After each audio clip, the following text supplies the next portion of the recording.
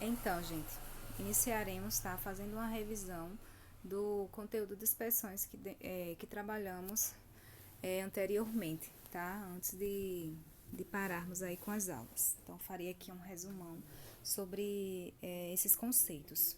O que são dispersões? Dispersões são misturas, tá? Homogêneas ou heterogêneas, formada a partir de um disperso e um dispergente. Quem seria o meu disperso e quem seria o meu dispergente? O disperso é a substância que é envolvida e o dispergente é a substância que envolve. O que é que diferencia uma dispersão da outra? O que diferencia é o tamanho do disperso presente, certo, nessa mistura, porque eu vou conseguir estar verificando quem é o meu disperso ou não, e aí eu vou ter três classificações. A primeira delas é suspensão. O que é uma suspensão? É uma mistura heterogênea que eu tenho um disperso e um dispergente, e eu consigo ver a olho nu quem é o meu disperso. Aqui eu dei o exemplo da água e da areia. O meu disperso seria a areia. E aí eu consigo ver, quando eu coloco a areia na água, eu consigo ver a areia, certo? Para a solução, qual seria o conceito? Eu vou ter duas substâncias, um disperso e um dispergente, e eu não consigo identificar nem com a utilização de microscópio ou ultramicroscópio quem é o meu disperso, certo? Aqui água e álcool.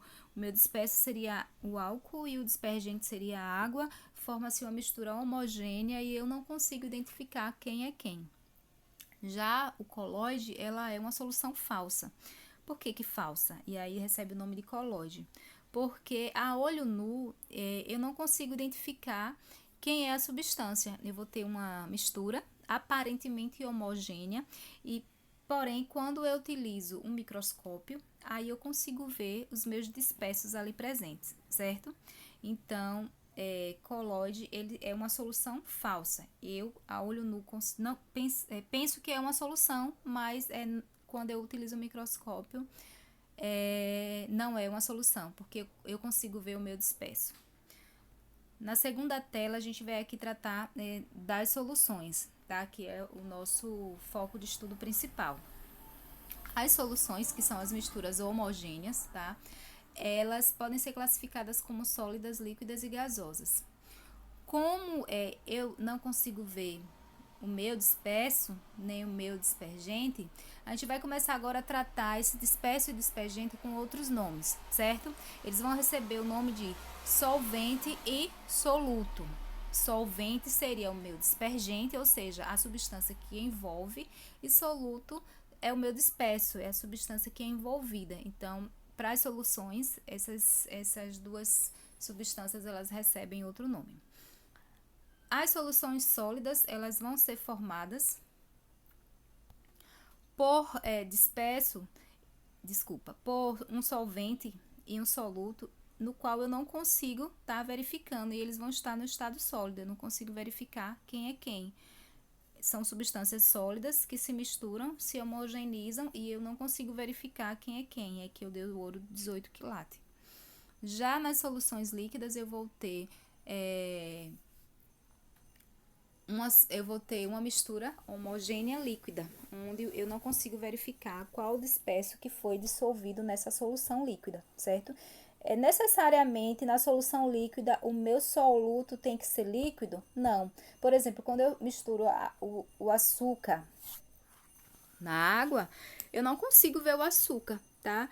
Quando eu misturo o sal na água, eu não consigo ver o sal. O meu sal é sólido.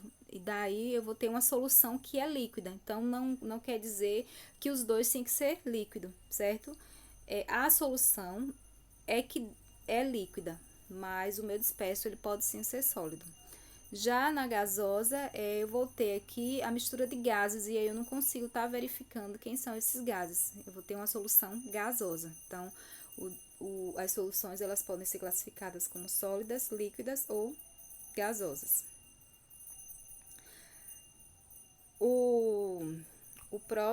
A próxima tela vai classificar aqui as soluções como saturadas, insaturadas e supersaturadas. O que são soluções insaturadas?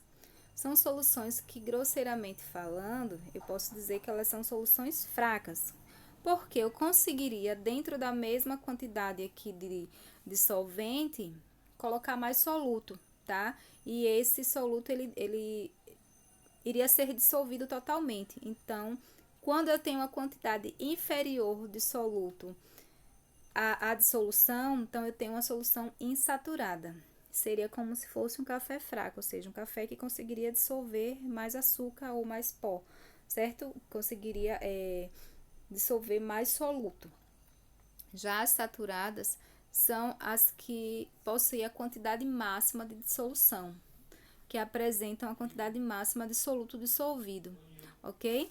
Já as soluções supersaturadas são as soluções que apresentam dissolvidos uma quantidade maior que o ponto de saturação.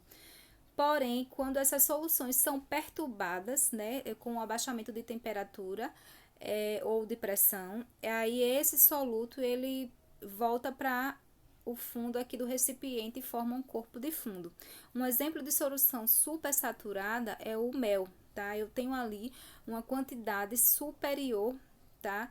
De substância dissolvida, e aí quem faz mel falso, quem já comprou mel falso, quando esse mel ele sofre uma perturbação, vocês observam que acaba a quantidade de açúcar, uma quantidade de açúcar passando ali para o fundo do recipiente, né? Ficando no fundo do recipiente, decantando ali. Então, eu vou ter o mel como sendo uma solução super saturada, certo? Na próxima tela, então, nós vamos falar aqui sobre solubilidade. Cada substância ela possui um coeficiente de solubilidade. E esse coeficiente é o que diz se ela assim dissolve, né, facilmente, ou se ela não dissolve facilmente. Algumas substâncias elas se dissolvem com mais facilidade que outras, e aí a gente tem essa identificação olhando o valor de solubilidade, certo? Foi meio redundante agora, mas é isso aí. O coeficiente de solubilidade ele indica o quanto de substância pode ser dissolvida em, olha eu mudando a tela de novo, em 100 gramas de água. Por que 100 gramas de água? Porque se eu colocar 100 ml de água, com o aumento da temperatura ou abaixamento da temperatura, essa quantidade de água em volume ela pode ser alterada. Já a massa não, a massa de água permanece a mesma, certo? Então a gente sabe que quando a gente aumenta a temperatura, o volume da água aumenta. E quando há um abaixamento de temperatura abaixo de 4 graus, o que acontece? A 4 graus a água também dilata. Então, o que é que a gente tem? Tem que essa solubilidade é dada em 100 gramas de água. O coeficiente de solubilidade das substâncias é trabalhado a partir de 100 gramas de água, certo? Então, como eu falei, as substâncias diferentes possuem solubilidades diferentes, tá? Na mesma quantidade de água. Se eu tiver 2 recipientes com água, mesma quantidade de água, e colocar aí um sal e o outro açúcar, um vai dissolver mais que o outro. E aí fica a pergunta para vocês: quem dissolve mais, o sal ou o açúcar? Então, pesquisa lá o coeficiente de solubilidade do sal, pesquisa o coeficiente de solubilidade do açúcar e identifica quem é que dissolve mais, tá? Então, quem tiver maior valor de solubilidade vai estar dissolvendo mais. O outro tópico que eu coloquei aqui fala sobre o aumento de temperatura. Então, para a maioria das substâncias, quanto maior for a temperatura, mais dissolúveis eles são, tá? Mais se dissolve essa substância. Porém, os gases, eles funcionam de forma contrária. Eles se dissolvem com o abaixamento da temperatura. Quanto menor a temperatura, mais dissolvível é o gás, tá? E aí a gente leva sempre como exemplo o refrigerante. Como assim, Pro? Quando o refrigerante ele tá quente, né, que você coloca lá no copo, é a mesma coisa em termos de gás de quando ele tá gelado? Não, quanto mais gelado tiver o refrigerante, mais gás tem ali dentro dele, né? Porque mais solúvel é o gás na menor temperatura. Quanto menor temperatura, mais gás tem dissolvido. Quando aumenta a temperatura, o gás se desprende do refrigerante com maior facilidade e menos solúvel ele é, ok? Daí a gente vai para a próxima tela que fala sobre concentração. O que é a concentração? A concentração ela vai estar identificando a quantidade de massa que se pode ter dentro de um volume, que se vai ter dentro de um volume de solução, certo? E aí eu vou ter a minha concentração, é o que vai estar identificando aqui, ó, como é que eu posso dizer? O sabor, se é mais fraco, se é mais forte, se tá no ponto certo, tá? Então, tem gente que faz assim, ah, o café de fulano tá no ponto, porque colocou a quantidade ideal de sal e de açúcar. Isso não quer dizer que tá dentro da solubilidade, eu só tô fazendo uma referência, tá? Então, vamos aqui fazer um cálculo de concentração. Como é que seria? Vamos supor que eu queira saber, né, qual o valor de concentração de um café que Toinha fez, tá? Qual o valor de concentração de um café que Toinha fez, onde ela colocou 10 gramas de açúcar, tá? Em 5 ml desse café. Desculpa, gente. 5 litros. É porque a solubilidade aqui tem que ser dada em litros. Ou a solução tem que ser em litros. Então, eu vou apagar aqui e vou colocar litros. Aqui, ó. Ela colocou 10 gramas de açúcar em 5 litros desse café. 5 litros de café é muito açúcar. Mas vamos supor que ela levou para a sala inteira, certo? Então, qual seria a concentração desse café? De 10 gramas de açúcar em 5 litros de café. 10 dividido por 5, certo? Vai ser, então, 2 gramas de açúcar para cada litro de café. E aí, vocês acham que o café ficou amargo ou ficou muito doce? Eu acho que ficou amargo, né? Porque para cada litro só 2 gramas, Toinha precisa melhorar esse café, certo? Mas vamos supor que a turma toda gostou desse café. E a gente vai pular aqui para fazer mais cálculo na outra tela. Que a turma toda gostou desse café e pediu para Toinha, tá? Vou desenhar aqui Toinha, que vocês gostam de Toinha. Pediram aqui para Toinha levar mais café no outro dia. Só que a turma falou assim, ó, Toinha, traz na mesma quantidade de açúcar, não pode colocar mais nem menos. Aí Toinha, ela não tinha muito açúcar em casa, tá? Toinha só tinha agora 8 gramas de açúcar, certo? Daí ela não podia fazer a mesma quantidade de café, porque se ela faz a mesma quantidade de café, 5 litros de café, o café provavelmente ia ficar o quê? Mais amargo, né? Isso que porque ela ia colocar menos açúcar. Então, a gente vai ver quanto de café que Toinha deve preparar para que o café fique na mesma concentração de açúcar. Ou seja, não fique nem mais amargo, nem menos amargo que o dia anterior, se é que é possível, né? Então, aqui, qual foi a concentração do café que Toinha fez no dia anterior? Foi 2 gramas por litro, não foi isso?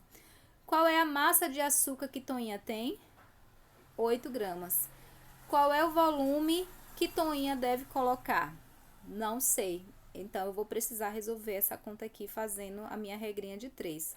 O V vai para o lugar do 2 e o 2 vai para o lugar do V. Então, vai ficar o volume de solução de café preparado vai ser 8 dividido por 2. Então, o volume preparado agora vão ser 4 litros. Toinha vai levar para a escola agora 4 litros de café, certo?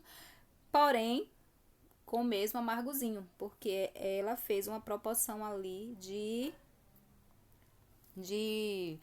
açúcar menor, então ela fez menos café também para que o valor ficasse igual, certo? Ah, mas se Toinha tiver mais açúcar e aí ela quiser levar mais café para a escola, então o que a gente pode fazer? Vamos supor que Toinha agora ela tenha 20 gramas de açúcar, certo? E aí ela quer levar o mesmo café lá. Então, o mesmo café vão ser o quê? 2 gramas. Desculpa, 2 gramas por litro. Esse aqui é a concentração, certo? Eu vou apagar aqui para ficar melhor. Ela tem agora 20 gramas de açúcar. Não é isso? Então, eu vou botar aqui, ó, 20 gramas de açúcar. E ela quer preparar aqui, ó, o mesmo café, que são de 2 gramas por litro, certo? Pra ficar nem mais amargo, nem menos amargo, porque vocês gostaram do café do jeitinho que ela levou. Então, quanto de café ela deve preparar? Então, eu vou colocar aqui, ó, V de volume. Faço a minha regrinha de 3 e descubro que Toinha vai, então, preparar um volume de 20 dividido aqui por 2, que vai dar o quê? 10 litros de café, tá? Então, a quantidade de café que Toinha vai preparar é maior, porque ela tem o quê? Mais açúcar, certo? Tá. Mas Toinha agora, ela tem uma quantidade lá ilimitada de açúcar. O que ela tem pouco agora é água, gente. Faltou água na casa de Toinha, certo? E ela não tem como fazer muito café. Mas vocês querem que ela leve café, então ela vai levar, ok? Então, o mesmo café, 2 gramas por litro. E tô colocando aqui para vocês lembrarem que é a mesma concentração, certo? O açúcar de Toinha é ilimitado, ela tem lá 1 quilo de açúcar, certo? Na casa dela. Porém, ela tem pouca água em casa, ela não pode fazer muito café. Vamos supor, então, que Toinha só tenha 2 litros de água, é o volume que ela vai preparar lá de solução de café vai ser de 2 litros, certo? Quanto de massa, quanto de açúcar é que Toinha deve colocar nesses 2 litros de solução? Então, a gente vai fazer aqui uma multiplicaçãozinha, ó. Regra de 3 vai ser até mais fácil.